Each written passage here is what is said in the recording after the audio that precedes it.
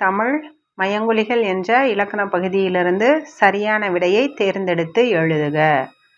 சிரம் என்பது தலை தலை வகர லகரம் கொடுத்துருக்காங்க, பொது லகரம் கொடுத்துருக்காங்க.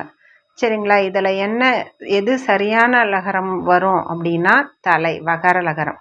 உங்களுக்கு மயங்கொலி எழுத்துக்கள் மொத்தம் 8 இருக்குன்னு தெரியும். லகரத்தில் 3, லகரத்தில் 3 ரகரத்தில் பாருங்க, மயங்கொலி எழுத்துக்கள் 3 வரும். லகரத்தில் 3 எழுத்துகள், நகரத்தில் 3 எழுத்துகள், ரகரத்தில் 2 எழுத்துகள். இது மொத்தம் 8 எழுத்துகளும் தான் மயங்கொலி எழுத்துக்கள்னு தெரியும். இந்த எழுத்துக்களை தான் ஒலிக்கும் போதும் எழுதும் போதும் நமக்கு சந்தேகம் நிறையா வரும். சரிங்களா, இது ஒவ்வொன்றுக்கும் பேர் இருக்கு. இப்போ சிரம் என்பது தலை வகர லகரம் வரும். இந்த லகரத்துக்கு பெயர் என்னதுன்னா வகர லகரம்னு சொல்லுவோம். இலைக்கு வேறு பெயர். இலைக்கு வேறு பெயர் எந்த லகரம் வரும்னா தழை. நம்ம சிறப்பு லகரம், நம்மளோட சிறப்பு லகரம் தான் வரும் தழை. நம்ம உச்சரிக்கும் போது இது நமக்கு நல்லா எளிமையாக தெரியும். வண்டி இழுப்பது காலை.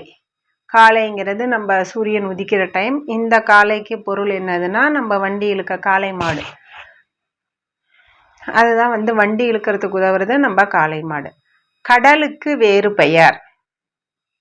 கடலுக்கு வேறு பெயர் என்னதுன்னா பறவை. இது என்ன ரகரம்?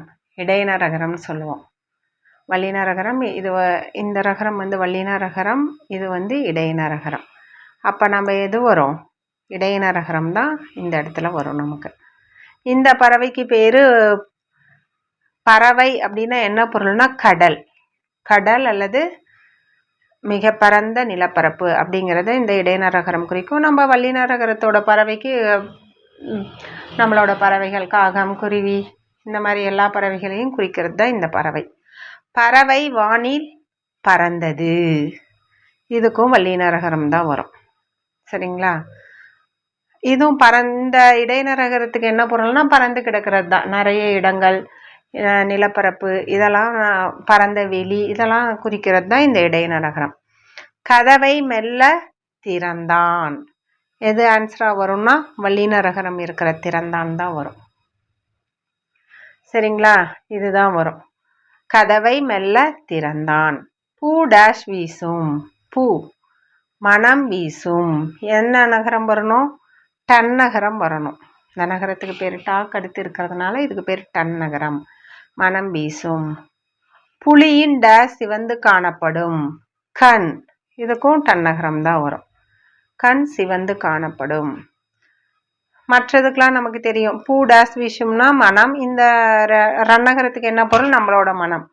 புலியின் டேஷ் சிவந்து காணப்படும்னா கண், டன் நகரம். இந்த கண்ணா என்ன பொருள்னா அதுக்கு ஒரு தொழிலை குறிக்கிறதா இருக்கும். கண்ணார் தொழில், வேலைப்பாடு, செம்பு தொழில், அந்த மாதிரி தொழிலை குறிக்கிறதா இருக்குது இந்த ரன்னகரம். குழந்தைகள் டேஷ் விளையாடினர். எது கொண்டு விளையாடினர்? பந்து. இதுதான் சரியான பதில். இந்த பந்துங்கிறது சரியான சொல் தமிழ்ல இல்லை. வீட்டு வாசலில் டேஷ் போட்டனர். என்ன போட்டனர்?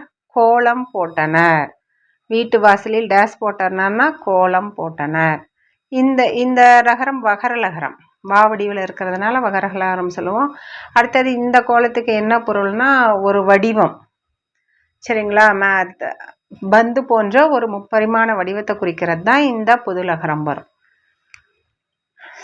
நன்றி.